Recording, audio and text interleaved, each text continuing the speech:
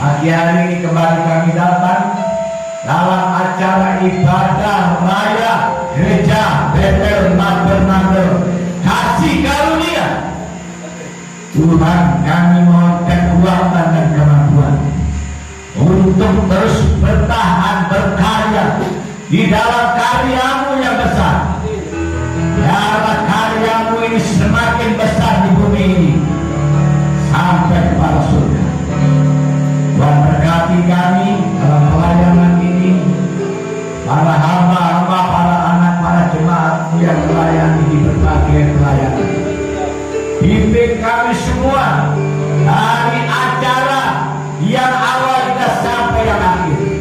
Dalam nama Bapa, Putra dan Roh Kudus, dipenuhi di dalam nama Yesus Kristus Tuhan Allah kami, kita semua katakan amin.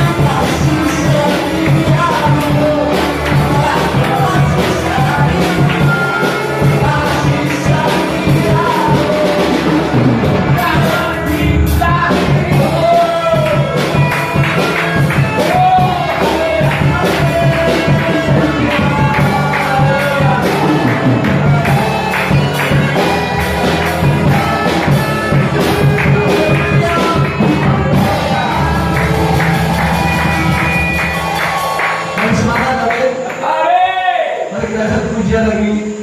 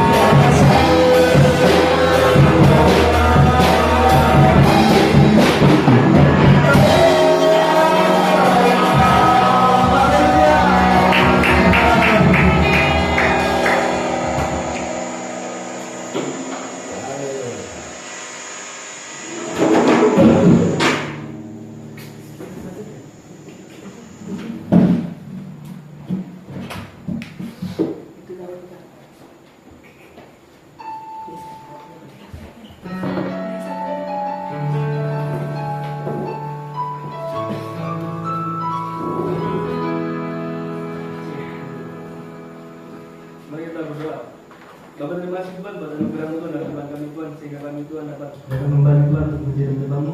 Dan terima kasih Tuhan dan firman Tuhan sudah kami mendengarkan Tuhan. Kami bisa mendengar firman-Mu di dalam nama Tuhan Yesus Kristus. Haleluya. Amin. Salam. Mari kalau kami sedang kasih Tuhan Yesus Kristus, mari kita buka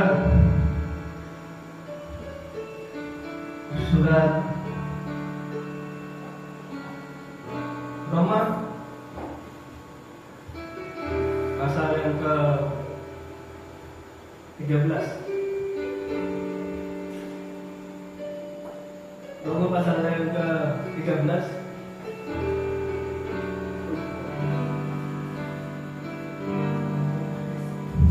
Roma pasal 13 ayat yang ke-1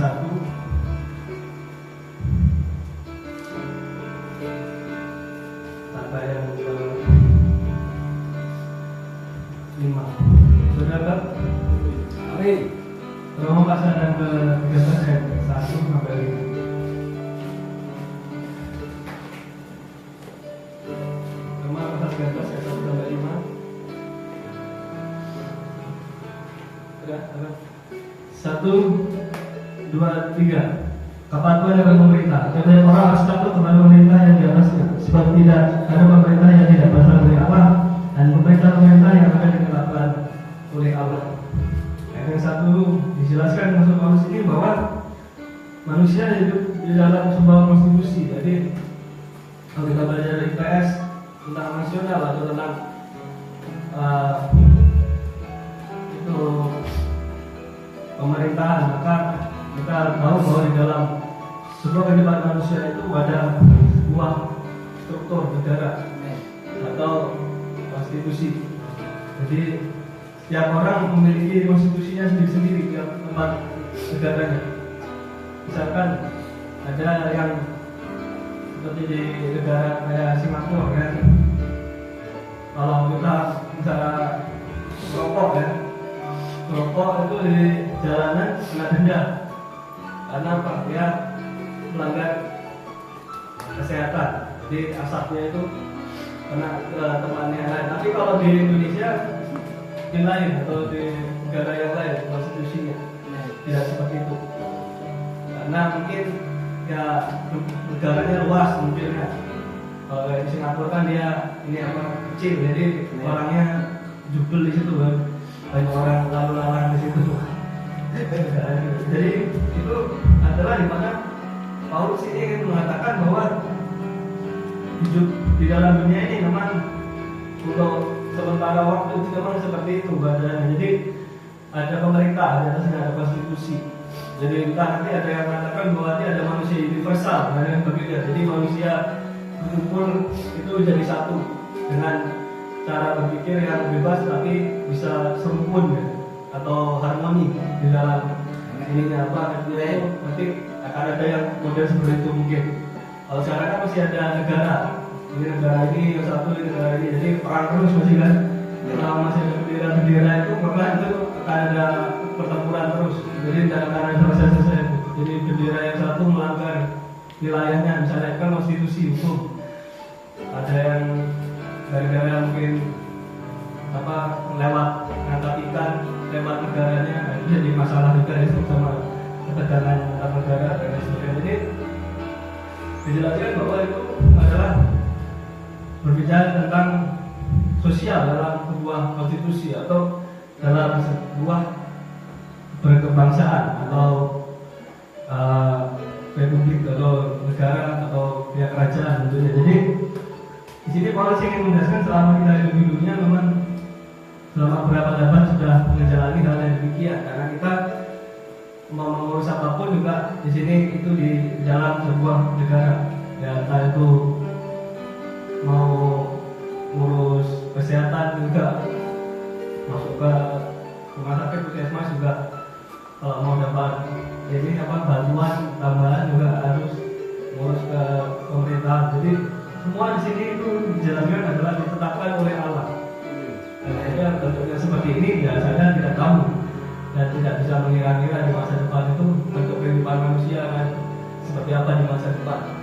Jadi mungkin ada yang tadi itu manusia universal ya, kumpulkan, mungkin ada yang sudah pindah ke planet lain seperti yang orang-orang kejar, negara-negara kejar yang dengan kehidupan tatanan mereka yang baru atau yang seperti apa dan tidak mungkin. Jadi selama hidup di dunia ini itu kita melihat bahwa pemerintah yang ada sekarang ini itu memang mau bentuknya itu seperti apapun ya itu memang sudah terjadi dan sudah dilalui. Ada yang itu ya mungkin pro yang ini atau pro yang itu agama ini atau agama itu ya itu sudah terjadi.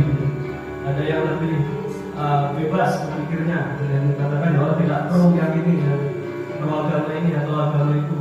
Dia tetap di tengah-tengah sebagai seorang pemerintah yang memimpin, pemerintah yang di tengah-tengah. Jadi ada juga itu sudah dilewati juga di dalam kehidupan manusia. Nah dua, sebab itu banyak melawan pemerintah yang melawan ketetapan Allah dan siapa yang melakukannya akan mendapatkan hukuman atas dirinya. Jadi di dalam pemerintahan juga manusia itu hidup di dalam yang namanya itu hukum. Jadi ada itu bahwa hukum di setiap negara itu beda-beda. Jadi mau kalau kita ke Timur Tengah sana itu beda ya. Kalau di Arab bunuh orang dipotong, nah hukumannya mati atau di tangannya kalau nyuri dipotong katanya seperti itu. Kalau di negara kita itu di penjara ya hukumannya. Jadi ada yang hukumannya ya didenda dan lain sebagainya. Parkir salah didenda kalau di luar negeri. Kalau di sini parkir biar bentuknya mau di atasnya yang trotoar itu nggak apa-apa. Karena memang belum ini ya spesifikasi belum modern masih peradabannya masih berkembang. Jadi itu yang dikatakan bahwa mendatangkan hukuman atas dirinya. Jadi memang itu ya sementara waktu ya selama hidup di dunia pasti ada yang begituan. Nggak pakai helm di jalan ditangkap polisi, ya kan? Dan lain sebagainya. Jadi itu adalah segala sesuatu di mana yang sebetulnya ya ada baiknya juga. Ya seperti yang pakai helm itu ada baiknya juga. Kalau di polisi hukum lalu lintas pakai helm supaya apa? Supaya kita kalau jatuh misalnya namanya orang tidak mau jatuh, berarti kalau seandainya ada apa-apa kita masih aman lah di kepala kita kan.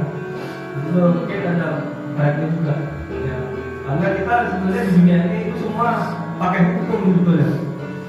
Kita mau ngomong teknologi modernisasi berbentuk dari hukum-hukum. Jadi hukum alam, hukum itu digabungkan jadinya teknologi.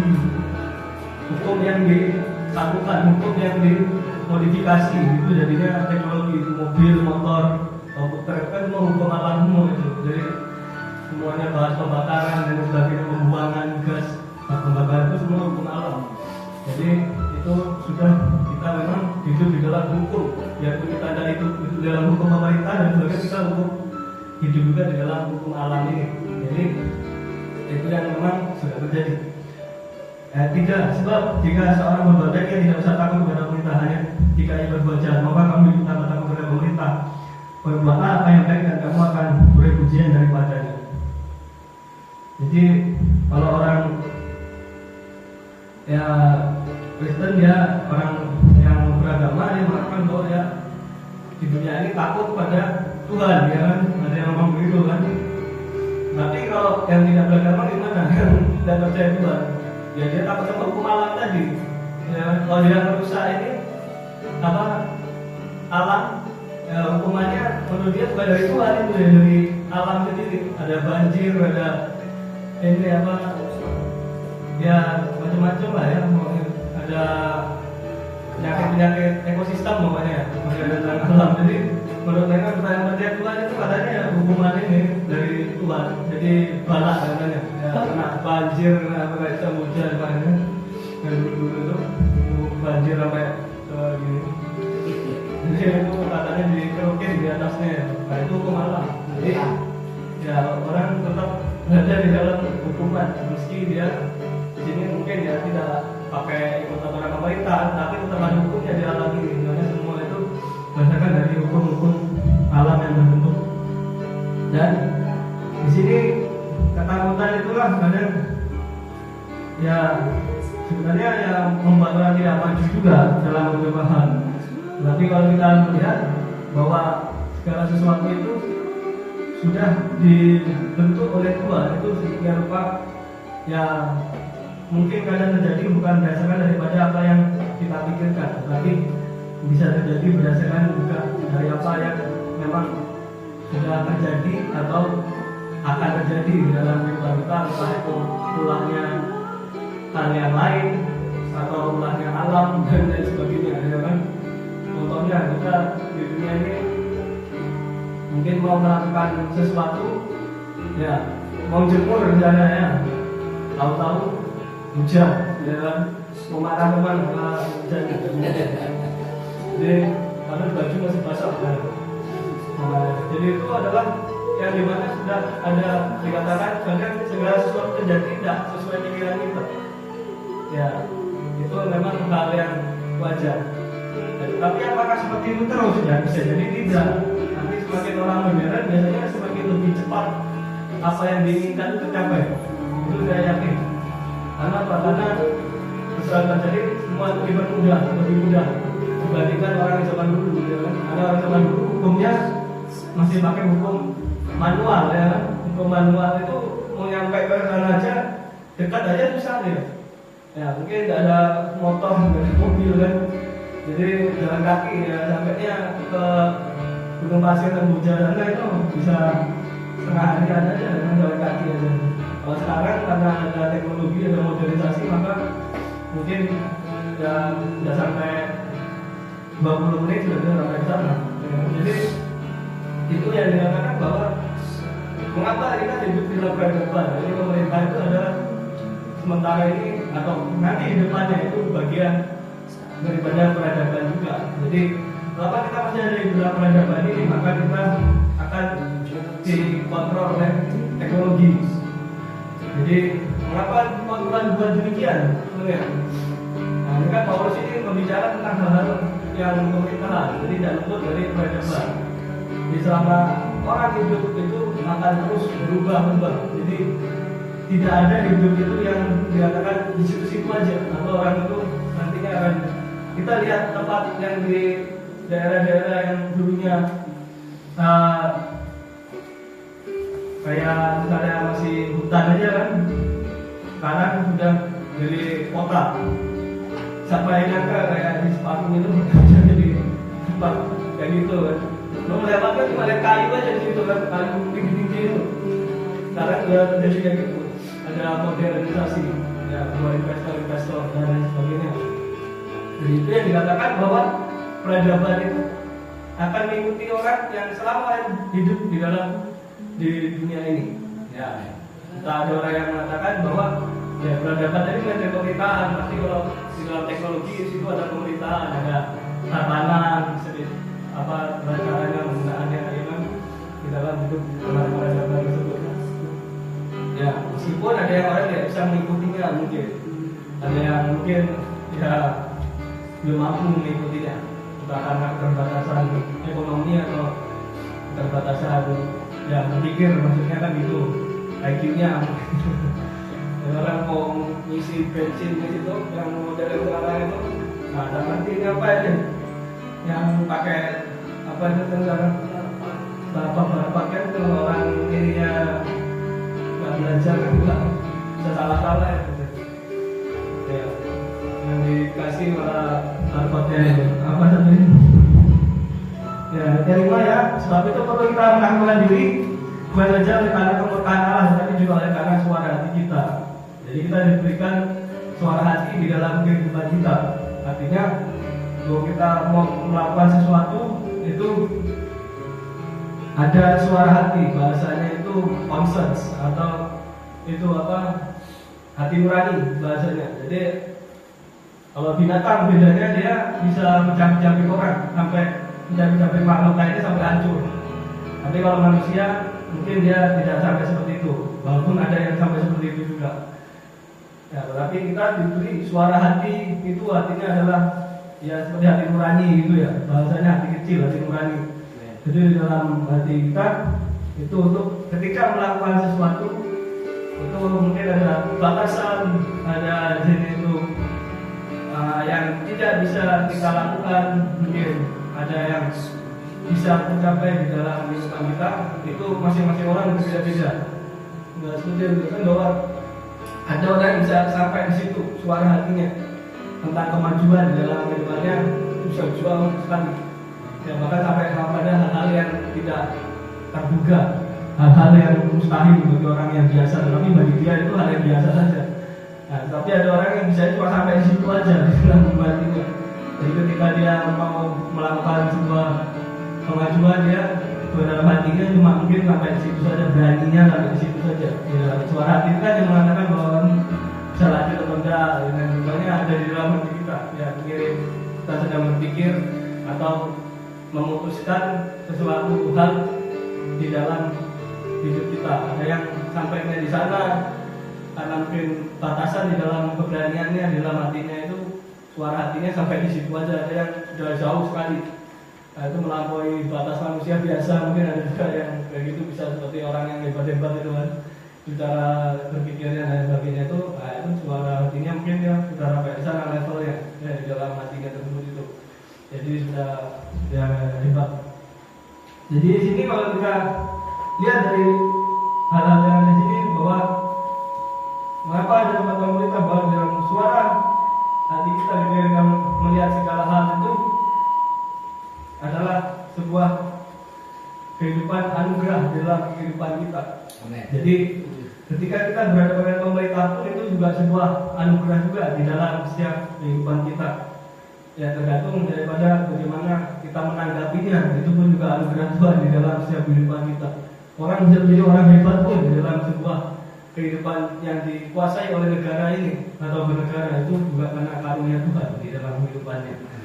Jadi sebabnya bahwa intinya kita melihat di dalam sebuah ya kehidupan berpemerintahan atau yang berperadaban itu ya sangat menarik sekali di dalam kehidupan kita. Sebetulnya bahwa kalau pemerintah itu memang ya betul, maka semua rakyat itu pasti akan maju.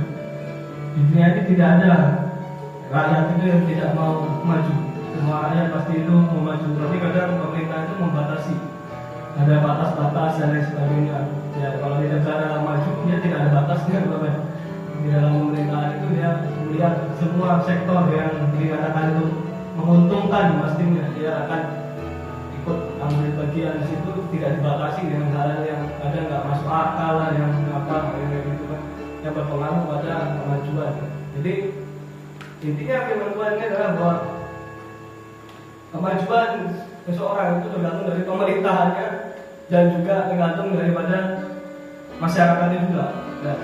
Dan pemerintahnya bagus, kalau masyarakatnya tidak bagus juga, maka juga demikian. Kalau pemerintahan di sini bagus, masyarakatnya juga bagus, pemikirannya, ilmunya modern dan sebagainya, dia akan ikut maju juga. Jadi kita ngomong bukan yang Rasul Paulus zaman dulu ya, tetapi yang kita sekarang ini, maksudnya di zaman sekarang ini kita sudah terlibat di dalam ini. Rasul Paulus tidak ada apa-apa yang kayak mobil, motor, kendaraan itu tidak ada, itu adanya cuma dokter kok, ada cuma kuda, jadi dan melihat mesin-mesin teknologi dan sebagainya. Jadi kita berhadapan yang berkembang sekarang modern sekarang ini, melihat teknologi dan sebagainya di peradaban pemerintahan yang ada. Nah, itu tergantung daripada orang itu sendiri, di masyarakatnya juga tergantung di dalam pemerintahannya juga. Itulah firman Tuhan pada pagi hari ini. Mari kita berdoa. Terima kasih Tuhan buat anugerah-Mu Tuhan, dan juga buat Tuhan yang sudah mengaturmu dan juga buat kami Tuhan dan Tuhan dalam apa yang terjadi dalam setiap kehidupan kami Tuhan adalah di dalam segala kemurahan dan perlindungan sampai kenyataan daripada Tuhan. Kami serahkan Tuhan pada pagi hari ini Tuhan, segala doa kami Tuhan pada tangan-Mu di dalam nama Tuhan Yesus Kristus. Haleluya. Amin. Doa persembahan dari Bapak dan Ibu Lydia dan doa sahabat. Salam ini.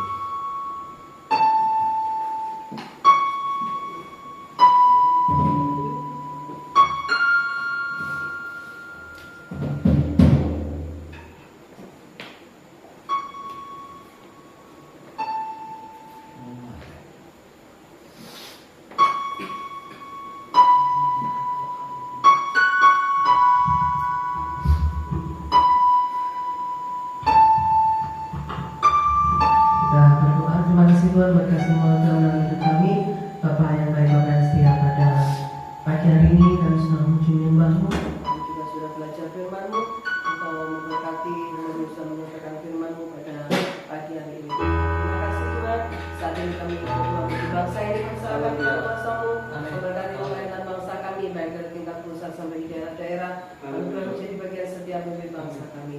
Memberkati bangsa ini dengan damai sejahtera, sukacita yang daripada Tuhan, dan Tuhan memberkati bangsa ini Tuhan. Bangsa-bangsa yang lain saat ini terlibat konflik peperangan, Tuhan yang akan memperdamaikan mereka semua. Terima kasih Bapak. Kami berdoa bagi orang-orang sakit dimanapun berada, baik di rumah atau di rumah sakit, sakit penyakit apapun yang mereka derita saat ini dalam mereka percaya oleh biru Yesus Kristus Tuhan, sakit penyakit apapun sudah disembuhkan diberikan sempurna di dalam perbuatan Yesus. Kami berdoa bagi pekerjaan-Mu dimanapun berada, berkati semua yang melayani umat Tuhan yang melayani pekerjaan. Terima kasih Tuhan, dalam nama Yesus Kristus Tuhan. Kami sudah berdoa. Amin.